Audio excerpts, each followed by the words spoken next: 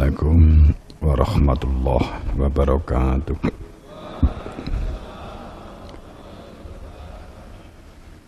Bismillahirrahmanirrahim. Alhamdulillah, la haula wala quwwata illa billah.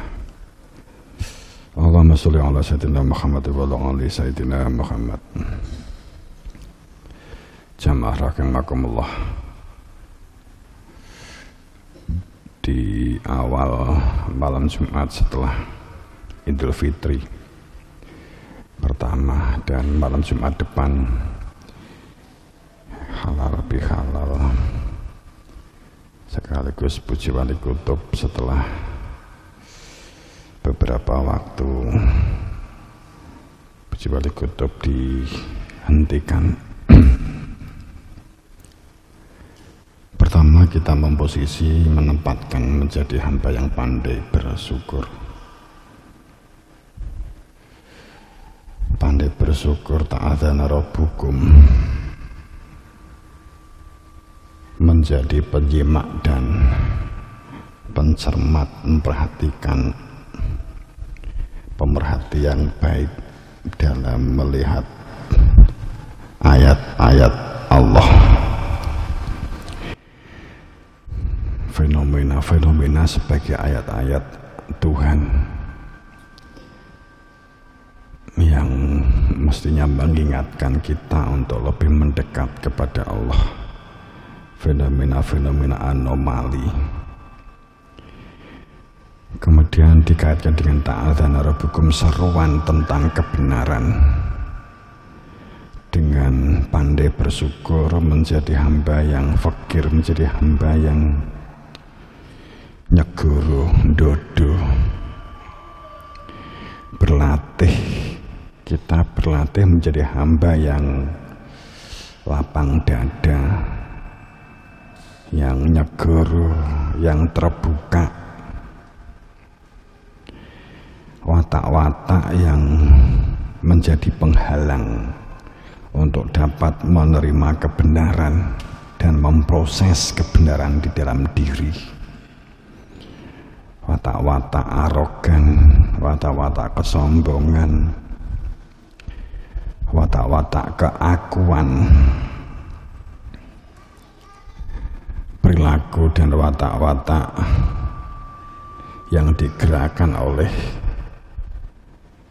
ego, nafsu, perilaku-perilaku yang dikendalikan oleh material.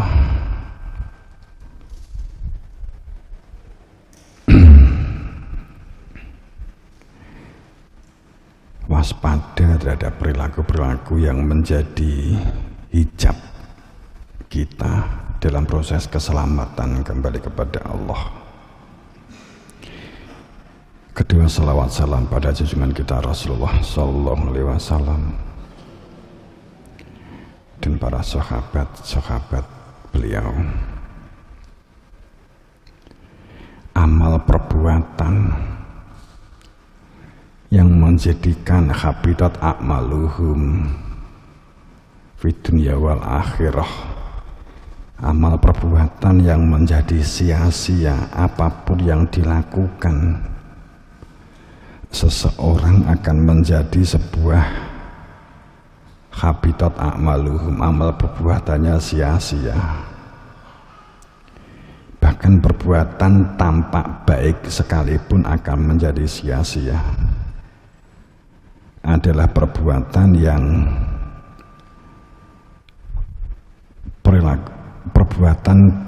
perbuatannya orang-orang yang lalai, perbuatannya orang-orang yang lupa, perbuatannya orang-orang yang lalai atau orang-orang yang lupa. Sehingga perbuatan yang dilakukan adalah didasarkan sebuah perbuatan hawa nafsu, kebenarannya menurut pikirannya sendiri, walaupun ungkapan atau konsep kebenarannya dicoba dipijakkan kepada bacaan-bacaan yang telah dibaca Yang menjadikan dosa itu apa toh? Dosa itu kan wujuduka dan bun kabir akharu, kata garis besarnya kan itu. Jadi satu sisi kesadaran hamba itu kan, kalau orang hanya melihat satu sisi, berarti sepertinya kita nggak perlu ikhtiar, kita nggak perlu melakukan sesuatu kalimat siliring kodrat itu. Kalau kita memandang satu sisi, sepertinya memberikan satu konsep, nggak usah berbuat. Kalau memang ditakdir bisa, nantilah bisa. Kalau ditakdir punya, maka juga punya. Jika ditakdir nggak naik kelas. Kalau ditakdir naik kelas, ditakdir pinter-pinter, kan begitu. Terkadang pemahaman kita bahwa kita itu tidak obah, tidak osik, tidak bisa melihat, tidak bisa mendengar jika tanpa Dia, diri Tuhan. Itu kemudian ditarik kesimpulan menjadi sebuah konsep. Berarti kita gerak segala sesuatunya kan dengan Tuhan. Ngapain kita ikhtiar? Kan sebegitu. Padahal dua hal ini, pada saat kita membeli kesadaran utuh bahwa satu sisi wujud jiwa raga menungso secara material, jasad fisik secara materi, yang min nutfah, dari nutfah amsaji naptalihi, yang keberadaannya ini dari nutfah kemudian berubah menjadi sebuah proses manusia, darah daging dan seterusnya. Kemudian ditiupkan ruh dari Allah, milik Allah. Daya kuat itu milik Allah. Nafakhtu min ruh itu daya kuat dari Allah, sehingga bisa bergerak, bisa melihat, bisa berpikir, bisa berjalan. Itu karena ada daya kuat yang asalnya dari Allah, yang itu kemudian disebut sebagai fitratullah. Itu disebut sebagai fitratullah, fitrah yang asalnya dari Allah. Sehingga ada perintah fa'akim wajhaka lidini hanifah fitratullah, hadapkan wajahmu pada fitrahnya Allah. Karena memang fitrah manusia asalnya dari fitrah Allah, supaya dapat kembali kepada asal usul fitrah. Untuk memudahkan pemahaman itu dipinjami adanya ruh Tuhan yang dimasukkan ke dalam tubuh, yang menjadikan kita bisa memiliki daya dan kuat. Itu milik Allah. Maka sudah sewajarnya, seharusnya dikembalikan kepada Allah daya kuat itu. Satu sisi ini, satu sisi bahwa setiap dari diri kita itu ada tiupan ruh yang asalnya dari Allah atau milik Allah, yang menjadikan kita bisa bergerak, bisa beraktivitas. Itu adalah ruh dari Allah. Kemudian kesadaran yang kedua, karena bahwa diri kita itu telah dipinjami ruh dari Allah, fitratullahu lati fatronas alaiha, fitrah manusia yang diciptakan ini asal dari fitrah Allah, yang didelesepke, yang dimasukkan ke dalam tubuh sehingga punya daya kuat. Maka sudah seharusnya untuk mengembangkan potensi yang menjadikan kita bisa berbicara, kita bisa berpikir, kita bisa melihat, kita bisa mendengar, bisa beraktivitas. Itu karena menggunakan daya kuatnya Allah, maka menjadi akan tampak sia-sia apa yang kita lakukan. Maksud saya akan menjadi sia-sia pada saat sudah diberi daya kuat Allah dengan kesempurnaannya dimasukkan ke dalam tubuh, sehingga kita bisa berpikir, kita bisa melihat, kita bisa mendengar dan mengembangkan potensi. Jika tidak digunakan untuk mengembangkan potensi, melakukan perbuatan-perbuatan yang perintahnya supaya dapat mengembalikan asal-usul kejadian yang asalnya dari Allah untuk kembali kepada Allah, adalah dengan melakukan perbuatan-perbuatan tatanan syar'i, tatanan kebaikan, tatanan kemaslahatan, tatanan kesolehan. Maka kesombongan, arogan, iri, dengki, riya, sum'ah, ujub, takabur dan sebagainya menjadi penghalang seseorang untuk proses mengembalikan unsur kejadian manusia, karena adanya iri, dengki, dendam, sombong, arogan. Itu berarti ada satu pengakuan ruh yang mestinya milik Allah untuk dikembalikan kepada Allah diaku sebagai daya kuatnya. Maka dikatakan bahwa wujud dzanbun kabiru akhor, dosa itu sesungguhnya adalah wujud diaku wujudnya, bisa diaku bisanya, iso diaku isone, pinter diaku pintere. Itu yang menjadikan dosa. Berarti kan untuk diaku. Kita kan hanya menjalankan aja kehidupan dunia ini, kita jalankan. Enek tatanan syariat ora berarti kemudian gak entuk diaku terus wae tanggamu, wae kancamu kabeh mbok colong. Kan gak entuk diaku. HP-ne kancamu mbok gawa mlebu omahe wong unyu-unyu langsung jikok montore. Sebesar-besarnya dosa itu punya diaku punyanya. Terus wingi nganggo dalil wujud dzanbun kabiru akhor. Ya digebuki wong sak kampung tenan. Artinya bahwa itu tatanan hakikat. Ada daya kuat yang asalnya dari Allah. Kemudian dalam tatanan kehidupan sosial ada tatanan syariat, ada tatanan lahir, ada tatanan yang diatur dalam hukum-hukum tatanan syar'i yang intinya syara'al lakum itu adalah tidak berpecah belah.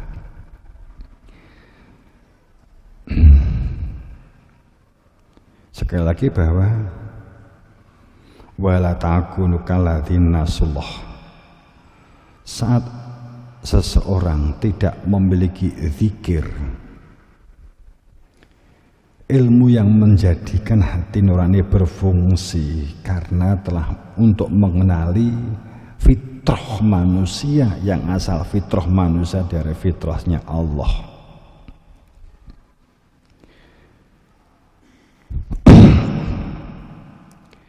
Yang menjadikan dalam ikatan fakta kalau nyata bahwa manusia itu tanpa dengan dia, tanpa dengan Tuhan, nyatanya memang nggak bisa apa-apa, tanpa huwa, tanpa fitrah manusia yang asal fitrah dari Allah, nyata manusia ini tidak bisa apa-apa. Maka kita kan nggak berani ngaku kan, orang wani ngaku gitu. Ya ini kan hanya pepeling aja. Itu sekilas tentang nanti kita berbicara tentang zikir. Ajaran risalah sebagai salah satu hujah para rasul itu adalah ilmu zikir. Ora kena dijaga ragas wi enek ilmune, ora kok Bah iso muni subhanallah kemudian berzikir kan enggak. Zikir itu enek ilmunya mengenali keberadaan Tuhannya. Kemudian setelah punya ilmu zikir, maka janganlah melakukan perbuatan-perbuatan seperti perbuatannya orang-orang yang lupa kepada Allah. Tidak memiliki akhlak, tidak memiliki adab, sombong, arogan, merasa diri hebat kan itu kan yang butuh kita latih. Kula ya latihan iki kan pepeling bebarengan supaya tidak menjadi orang-orang yang fasik.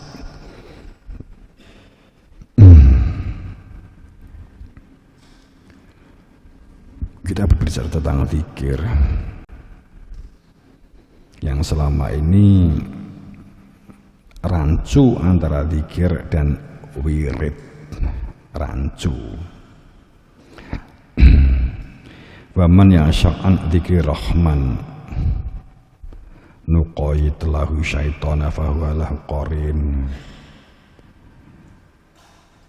Jadi orang yang lupa terhadap zikir, orang yang tidak memiliki ilmu yang menjadikan hati itu tidak berfungsi, tidak berfungsinya hati nurani karena tidak tahu tujuan hidup. Tidak berfungsinya hati nurani karena tidak mengenal Tuhannya, kecuali hanya mengenal nama-nama dan sifat-sifatnya. Hanya menyembah nama-nama yang dipercaya dari hasil bacaan. Beragamanya karena katanya ke katanya. Lupa beragama al-awaluddin ma'rifat. Pangkal pokok kehidupan beragama itu makrifat, mengenal. Itu banyak yang lupa. Padahal orang yang lupa kepada Allah nasullah pasti akan dijadikan lupa kepada dirinya sendiri. Dijadikan hidupnya akan dikendalikan oleh hawa nafsunya.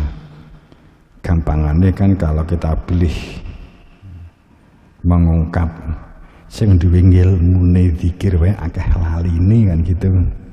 Nggih napa mboten? Akeh laline karo ilinge ya ta. Tapi nek duwe ilmune lak malah ngerti oh salatku ki aku ki lali kan gitu. Lah nek salat wae sing darane zikir, darane khusyuk ora roh ageng salat kok gak iso khusyuk. Lah apa duwe ilmune khusyuk, orang duwe kok muni lali. Yang banyak kan begitu gitu. Iki krungu kok wangglemen to Pan ke apa? Ke ngebasen ya. Ke ngebasen tim, ke ngebasen menawa. Bener. Ke ngebasen. Tapi krungu gremenge paling enggak kan ya krungu.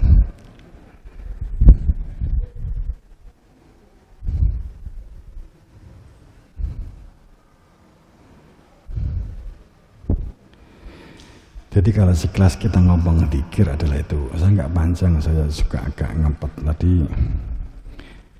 sholat mestinya yang sunat saya duduk. Kita kanggo rukuk sujud kok kerasa ya. Nek sakit deh.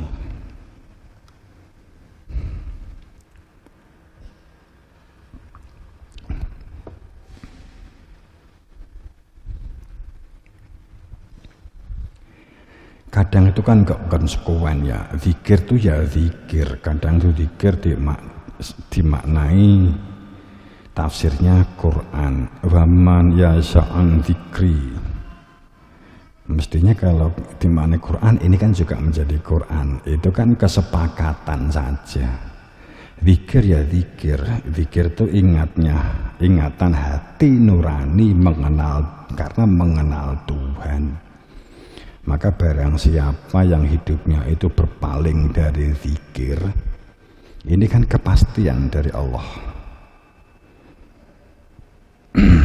berpaling dari zikir dan dari perilaku-perilaku Rahman. Barang siapa di dunia ini berpaling dari zikir dan berpaling dari perilaku-perilaku Rahmannya Tuhan, perilaku-perilaku arogan, sombong, perilaku-perilaku tidak memberdayakan diri, semaunya sendiri, nuqayyid lahu syaiton, maka kehidupannya pasti akan dibungkus sama setan, dibuntel sama setan, dijajah sama setan. Fahuwa, dan orang-orang semacam ini maka akan mengalami satu peristiwa kekosongan hati. Korin, setan menjadi teman akrabnya dan akan menjadi penyakit kehidupan. Sehingga siapa yang berpaling dari zikir, maka hidupnya sempit. Ma'isyahadunka wa nafsu yang melkiamati a'ma, karena buta, tidak melihat kebenaran. Makanya beberapa kali di akhir-akhir ini saya akan matur, kita membangun sebuah generasi yang sadar sebagai hamba, yang tahu tujuan hidup, tahu untuk apa kita itu di dunia ini, tahu dan mengenali dunia ini apa dan bagaimana. Dunia ini hanya alat raga dengan segala ornamennya, duniawi dengan segala materialnya. Ini alat atau media, bukan tujuan, hanya alat yang digunakan untuk mencapai tujuan keselamatan, yang tujuan akhirnya dengan berbagai alat atau media berdunia dengan raga dan dengan dunia dan materialnya. Jika sewaktu-waktu masa pakai jasad habis, itu penentuan saat mati. Yang ini lebih dalam fungsi abadi abadan, lebih lama. Di dunia paling 60 tahun, bahkan enek sing ora nganti 60. 50, 70, 70, 80, 90, 100 wis peng-pengan. Tapi nek mati kan, nek enggak kembali kepada Tuhan, ruhnya cepot, miris, ngegirisi. Itulah disebut untuk dapat pulang harus dengan al-huda, harus dengan hidayah, harus dengan terang cahaya. Maka harus mencari Mahdi, petunjuk yang dapat menunjukkan pintu kembali pulang kepada Tuhannya. Jadi kalau kita mendefinisikan Imam Mahdi yang sekarang ini lagi viral di mana-mana, enek lagu sholawat ini Imam Mahdi kan gitu. Di mana-mana ada judek dewi-dewi.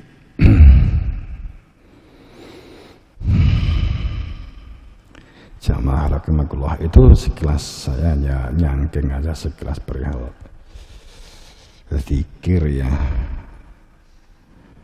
Zikir, adanya ilmu yang menjadikan hati berfungsi, memiliki ingatan keberadaan Tuhan yang punya nama Allah, bal huwa ayatum bayyinah fi sudurati utul ilma. Dia yang punya nama Allah tersimpan di dalam dada. Itulah ayat yang nyata bagi mereka yang telah diilmukan, nyuwun ilmu sehingga hati nuraninya berfungsi. Jika hati nuraninya tidak berfungsi, maka yang berfungsi hati sanubari. Hatinya nuraninya kosong, maka yang mengisi adalah sanubari. Hati yang hanya berhubungan dengan kebendaan, kehormatan, keluhuran, keagungan, semuanya akan dihubungkan dengan materi. Kehormatan karena jabatan, kehormatan karena kendaraan, kehormatan gengsi karena keturunan, kehormatan kemuliaan karena pakaian, kehormatan kesucian keluhuran karena darah daging nenek moyang. Semuanya akan terhubung dengan materi, unsur jasad. Pada saat yang berfungsi hati sanubari, saat kamu menjadi apapun, menjadi siapapun, tidak terjebak ke dalam perilakunya orang-orang yang lupa